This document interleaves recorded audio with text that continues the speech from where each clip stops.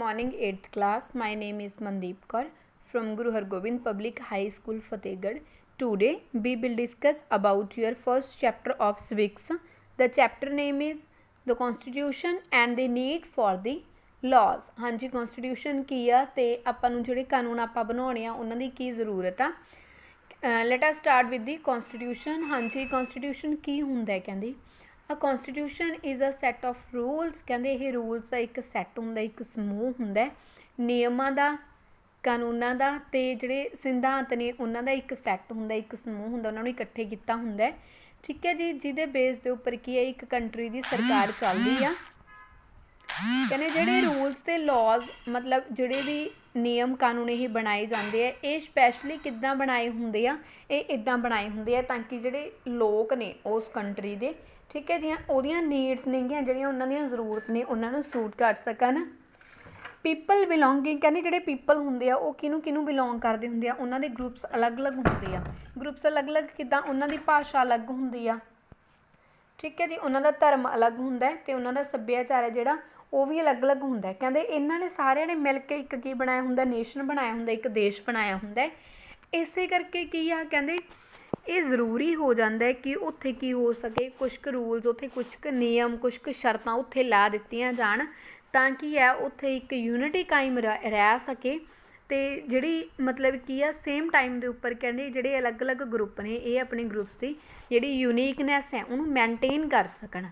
तो कॉन्स्टिट्यूशन की आ गया एक संविधान है, एक कहते नियमों का, कानूनों का कह लो एक समूह है, एक इकट्ठ है जिहदे विच इन्होंने कानूनों इकट्ठे किया होया है. किन्होंने इकट्ठे किया होया है? नियमों नूं, मतलब ये नियम नूं फॉलो करना, दूजे नूं नहीं करना. जिहड़ा संविधान है जी वो किहदे नाल डील करदा है? कंपोजिशन दे नाल डील करदा है, सरकार दी नाल. मतलब सरकार की तो मिल के बनी हुई है, उहदी कंपोजिशन, उहदी बनतर किद्दां दी है. ठीक है जी, कहते जे आप डिटेल दे विच एक्सप्लेन करिए तो ये डिफरेंट डिफरेंट ऑर्गनस ने गे, अलग अलग भाग ने ये, अलग अलग भाग ये किहड़े किहड़े आ. लैजिसलेचर हो गया, ठीक है जी, जिस दे विच की आ जांदा है कहते जिहड़ी विधान सभा है वो आ जाती है. एग्जीक्यूटिव दे विच की आ जांदा है, जिहड़ी सरकार काम करती है वो आ जाती है. जुडिशरी दे विच की आ जांदा है, जिहड़ी न्यायपालिका है वो आ जाती है. मतलब ये तीनों की है सरकार दे मुख भाग ने, मुख अंग ने गे. कहते जिहड़ी इहदी बनतर हुंदी है गौरमेंट दी, जां फिर इन्हां दे फंक्शनस हुंदे ने, फंक्शनस मतलब इन्हां दे काम हुंदे ने गे. ठीक है जी, ये भी की हुंदे ने स्पैसीफाई किते हुंदे ने, मतलब किहड़ी सरकार है किहड़ा काम करूगी, किहड़ी सरकार किहड़ा काम करूगी. ठीक है जी, फिर की कहने जिहड़ा संविधान हुंदा है, ठीक है जी, उहदे विच कहंदे ये भी इन्होंने डिनोट किया हुंदा है कि जिहड़े पोलीटिकल सिस्टम आ कंट्री का, किसी भी कंट्री की जिहड़ी सरकार है उहदा नेचर किद्दां दा होऊगा. नेचर किवें, मतलब उत्थे जिहड़ी सरकार है, ठीक है जी, ओह लोकां द्वारा चुनी गई होऊगी. ठीक है जी, जां फिर की होऊगा उत्थे सिर्फ एक ही परसन रूल कर रहा होऊगा, जां फिर उत्थे कोई होर सिस्टम होऊगा. ये सारा कुछ भी संविधान दे विच की हुंदा दस्सिया हुंदा, सारा कुछ डिनोट किया हुंदा. कहंदे उदाहरण के तौर पर तुसीं मान लो भी जिवें हुण अपना इंडियन कॉन्स्टिट्यूशन है, भारतीय संविधान आ. ठीक है जी, इन्हें की डिकलेयर किया है? भारतीय संविधान दे विच की कहा गया कि भारत एक की है सैकुलर देश आ, जिथे सरकार है जिहड़ी लोग चलाउंदे आ, पावर है जिहड़ी लोकां दे हत्थां विच है इनडायरैक्ट वे दे नाल. बट नेपाल का संविधान की कहंदा है, मतलब उत्थे एक परसन है वो रूल करदा है, जिहड़ी पूरी पावर आ उहदे हत्थ दे विच आ. ठीक है जी, कहंदे हुण की होया, मतलब उन्होंने भी बहुत ज़्यादा की कीते है, प्रोटेस्ट किए है इहदे लई कि जिहड़ी सरकार है वो उहदे हत्थ च ना आवे, पावर उहदे हत्थ च ना आवे.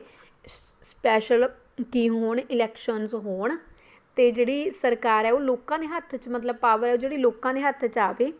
ਤਾਂ ਇਹਦੇ ਲਈ ਕਹਿੰਦੇ ਉਹ ਤੋਂ ਬਾਅਦ ਵੀ ਕਹਿੰਦੇ ਕੀ ਕੀਤੇ ਆ, ਪੀਪਲ ਆਫ ਨੇਪਾਲ ਨੇ ਕੀ ਕੀਤੇ ਆ, ਮੰਗ ਕੀਤੀ ਆ. ਤਾਂ ਇਹਦੇ ਲਈ ਕੀ ਹੋਇਆ, ਉੱਥੇ ਇੱਕ ਡੈਮੋਕ੍ਰੇਸੀ ਹੁਣ ਮਤਲਬ ਕੀ ਆ, ਡੈਮੋਕ੍ਰੇਸੀ ਬਣੀ ਆ ਹੁਣ, ਜਿਹੜੀ ਸਰਕਾਰ ਹੈ ਲੋਕਾਂ ਦੇ ਅੰਡਰ ਆਉਂਦੀ ਆ. ਠੀਕ ਹੈ ਜੀ, ਇਹ ਕਦੋਂ ਇਸਟੈਬਲਿਸ਼ਮੈਂਟ ਹੋਈ ਆ? 1990 ਦੇ ਵਿੱਚ. ਨੈਕਸਟ ਹੈ ਜੀ ਦ ਇੰਡੀਅਨ ਕੌਂਸਟੀਟਿਊਸ਼ਨ, ਭਾਰਤੀ ਸੰਵਿਧਾਨ. ਹੁਣ ਪਹਿਲਾਂ ਆਪਾਂ ਕੌਂਸਟੀਟਿਊਸ਼ਨ ਪੜ੍ਹਿਆ ਸੀ, ਮੇਨ ਕੀ ਸੰਵਿਧਾਨ ਕੀ ਹੁੰਦਾ, ਹੁਣ ਪੜ੍ਹਾਂਗੇ ਭਾਰਤੀ ਸੰਵਿਧਾਨ ਕੀ ਹੁੰਦਾ.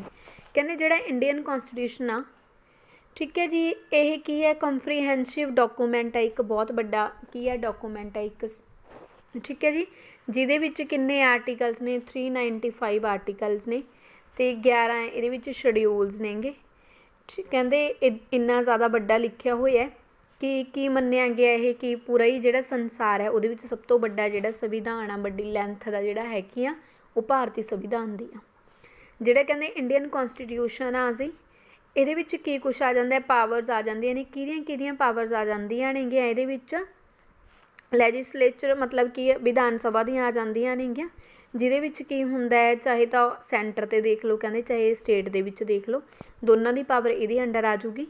ਐਗਜ਼ੀਕਿਊਟਿਵ ਦੀਆਂ ਆ ਜਾਂਦੀਆਂ ਨੇ, ਅਤੇ ਹੋਰ ਕਿਹੜਾ ਪਾਰਟ, ਥਰਡ ਪਾਰਟ ਕਿਹੜਾ ਸੀਗਾ ਜੀ, ਮਤਲਬ ਕਿ ਵਿਧਾਨ ਸਭਾ ਦੀਆਂ ਆ ਜਾਂਦੀਆਂ ਨੇ, ਜਿਹੜੀ ਕਾਰਜਕਾਰੀ ਸਰਕਾਰ ਹੈ ਉਹਦੀਆਂ ਆ ਜਾਂਦੀਆਂ ਨੇ, ਅਤੇ ਜਿਹੜੀ ਨਿਆਂਪਾਲਿਕ ਹੈ ਉਹਦੀਆਂ ਪਾਵਰਸ ਆ ਜਾਂਦੀਆਂ ਨੇ, ਸਾਰੀਆਂ ਸ਼ਕਤੀਆਂ। ਇਹ ਸੰਵਿਧਾਨ ਦੇ ਵਿੱਚ ਲਿਖਿਆ ਹੋਇਆ ਹੈ ਵੀ ਇਹ ਸਰਕਾਰ, ਵਿਧਾਨ ਸਭਾ ਕੀ ਕਰ ਸਕਦੀ ਆ, ਕਾਰਜਕਾਰੀ ਜਿਹੜੀ ਸਰਕਾਰ ਹੈ ਉਹ ਕੀ ਕਰ ਸਕਦੀ ਆ, ਅਤੇ ਜਿਹੜੀ ਵੀ ਆਪਣੀ ਥਰਡ ਹੈ ਜੋ ਵੀ ਹੈ ਇਹ ਕੀ ਕਰ ਸਕਦੀ ਹੈ, ਨਿਆਂਪਾਲਿਕਾ ਜਿਹੜੀ ਇਹ ਕੀ ਕਰ ਸਕਦੀ ਹੈ। ਠੀਕ ਹੈ ਜੀ। ਇਹਦੇ ਵਿੱਚ ਹੋਰ ਕੀ ਕੁਛ ਲਿਖਿਆ ਹੋਇਆ, ਭਾਰਤੀ ਸੰਵਿਧਾਨ ਦੇ ਵਿੱਚ ਫੰਡਾਮੈਂਟਲ ਰਾਈਟਸ ਦੱਸੇ ਹੋਏ ਨੇ ਵੀ ਜਿਹੜੇ ਨਾਗਰਿਕ ਨੇ ਉਹਨਾਂ ਨੂੰ ਕੀ ਰਾਈਟਸ ਨੇ, ਅਧਿਕਾਰ ਕਿਹੜੇ ਨੇ, ਕੀ ਕੁਛ ਉਹ ਕਰ ਸਕਦੇ ਹੈ, ਉਹਨਾਂ ਦੀਆਂ ਡਿਊਟੀਜ਼ ਮਤਲਬ ਉਹਨਾਂ ਦੇ ਕੰਮ ਕਿਹੜੇ ਕੀ ਕੁਛ ਉਹਨਾਂ ਨੂੰ ਕਰਨਾ ਚਾਹੀਦਾ ਹੈ।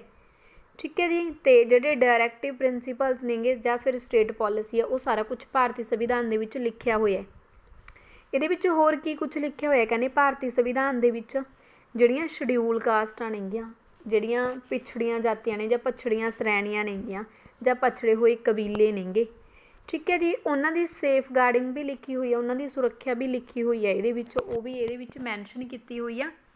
ਹਾਂਜੀ। ਸੈਕਿੰਡ ਪਾਰਟ ਸੀਗਾ ਤੁਹਾਡੇ chapter the need for the ਲਾ, ਕਿ ਕਾਨੂੰਨ ਬਣਾਉਣ ਦੀ ਜ਼ਰੂਰਤ ਕਿਉਂ ਆ, ਇਹ ਕਿਉਂ ਆਪਾਂ ਬਣਾ ਰਹੇ ਹਾਂ, ਕਿਉਂ ਕਾਨੂੰਨ ਬਣਾਉਣੇ ਆ, ਕਿਉਂ ਆਪਾਂ ਲਾਜ਼ ਮੇਕ ਕਰਦੇ ਹਾਂ। ਕਹਿੰਦੇ ਮੰਨ ਲਓ ਕੋਈ ਵੀ ਗੇਮ ਆਪਾਂ ਖੇਡਦੇ ਹਾਂ, ਉਹਦੇ ਅਲੱਗ ਤੋਂ ਰੂਲਸ ਹੁੰਦੇ, ਆਪਾਂ ਕਹਿ ਦਿੰਦੇ ਹਾਂ ਕਿ ਇਹਦੇ ਵਿੱਚ ਗੇਮ ਦੇ ਵਿੱਚ ਇਹ ਨਹੀਂ ਕਰਨਾ ਜੀ, ਇਹ ਨਹੀਂ ਕਰਨਾ। ਕੋਈ ਵੀ ਸਪੈਸੀਫਿਕ ਗੇਮ ਆ ਉਹਦੇ ਸਪੈਸੀਫਿਕ ਕੀ ਹੁੰਦੇ ਆ, ਰੂਲਸ ਹੁੰਦੇ ਆ। ਠੀਕ ਹੈ ਜੀ। ਕਹਿੰਦੇ ਤੁਹਾਨੂੰ ਵੀ ਪਤਾ ਹੈ ਮਤਲਬ ਕਿ ਉਹਦਾ ਰਿਜ਼ਲਟ ਕੀ ਹੋਊਗਾ, ਕੌਨਸੀਕੁਐਂਸਿਸ ਕੀ ਹੋਊਗਾ, ਜੇਕਰ ਕੋਈ ਰੂਲ ਹੀ ਨਹੀਂ ਹੋਊਗਾ ਤਾਂ ਰਿਜ਼ਲਟ ਕੀ ਨਿਕਲ ਕੇ ਆਊਗਾ ਬਾਹਰ, ਕੀ ਹੋਊਗਾ ਜੀ ਜੇ ਕੌਂਸਟੀਟਿਊਸ਼ਨ ਮਤਲਬ ਕੀ ਹੋਊਗਾ ਜੇ ਰੂਲਸ ਨਹੀਂ ਹੋਣਗੇ। ਕਹਿੰਦੇ ਉੱਥੇ ਕੀ ਹੋ ਜਾਊਗਾ, ਸਾਰਾ ਕੁਛ ਹੀ ਤਬਾਹ ਹੋ ਜਾਊਗਾ, ਵਾਇਲੈਂਸ ਹੋ ਜੂਗੀ ਜੀ, ਲੜਾਈ ਹੋ ਜੂਗੀ। ਠੀਕ ਹੈ ਜੀ। ਇਸੇ ਕਰਕੇ ਕਹਿੰਦੇ ਜਿਹੜੀ ਲਾਈਫ ਆ, ਜ਼ਿੰਦਗੀ ਆ, ਉਹਦੇ ਵਿੱਚ ਕੀ ਹੁੰਦਾ ਹੈ, ਕਹਿੰਦੇ ਆਪਾਂ ਨੂੰ ਗੌਰਮੈਂਟ ਦੀ ਲੋੜ ਪੈਂਦੀ ਆ, ਜਿਹਦੇ ਵਿੱਚ ਉਹ ਕੀ ਅਪਲਾਈ ਕਰਦੀ ਆ, series of rules and regulation ਲਾਉਂਦੀ ਆ, ਐਡਜਸਟਮੈਂਟ ਆਪਾਂ ਨੂੰ ਕਰਨੀਆਂ ਪੈਂਦੀਆਂ ਨੇਗੀਆਂ। ਠੀਕ ਹੈ ਜੀ। ਤਾਂ ਕਿ ਕੀ ਹੋ ਸਕੇ, ਹਰ ਇੱਕ ਜਿਹੜਾ ਇਨਸਾਨ ਹੈ ਉਹ ਕੀ ਕਰ ਸਕੇ, ਆਪਣੀ ਲਾਈਫ ਨੂੰ ਇੰਜੋਏ ਕਰ ਸਕੇ ਪੂਰੇ ਪ੍ਰੋਪਰ ਵੇ ਦੇ ਨਾਲ। ਇਸੇ ਕਰਕੇ ਕੀ ਕਹਿੰਦੇ ਆ, ਹਰ ਇੱਕ ਕੰਟਰੀ ਹੈ ਕਹਿੰਦੇ, ਠੀਕ ਹੈ ਜੀ, ਜਿਹਨੂੰ ਕੋਈ ਵੀ ਸਰਕਾਰ ਚਲਾ ਰਹੀ ਆ ਤਾਂ ਉਹਦੇ ਵਿੱਚ ਜਿਹੜੀਆਂ ਇਹਦੀਆਂ ਨੀਡਸ ਨੇਗੀਆਂ ਉਹਨਾਂ ਨੂੰ ਸੂਟ ਕਰਦੇ ਹੋਏ ਰੂਲਸ ਹੋਣੇ ਚਾਹੀਦੇ ਆ, ਉਹਨਾਂ ਦੀਆਂ ਨੀਡਸ ਦੇ ਅਕੋਰਡਿੰਗ ਨਿਯਮ ਕਾਨੂੰਨ ਉਹਨਾਂ ਦੀਆਂ ਨੀਡਸ ਦੇ ਅਕੋਰਡਿੰਗ ਹੋਣੇ ਚਾਹੀਦੇ ਆ। ਕਹਿੰਦੇ ਇੰਡੀਆ ਦੇ ਵਿੱਚ ਕੀ ਹੁੰਦਾ ਸੀਗਾ, ਜਦੋਂ ਵੀ ਇੰਡੀਪੈਂਡੈਂਸ ਦਾ ਟਾਈਮ ਸੀਗਾ, ਆਜ਼ਾਦੀ ਦਾ ਟਾਈਮ ਸੀਗਾ, ਕਹਿੰਦੇ ਬਹੁਤ ਜ਼ਿਆਦਾ ਮਤਲਬ ਆਪਣੀ ਹਾਲਤ ਬਹੁਤ ਜ਼ਿਆਦਾ ਖ਼ਰਾਬ ਸੀਗੀ।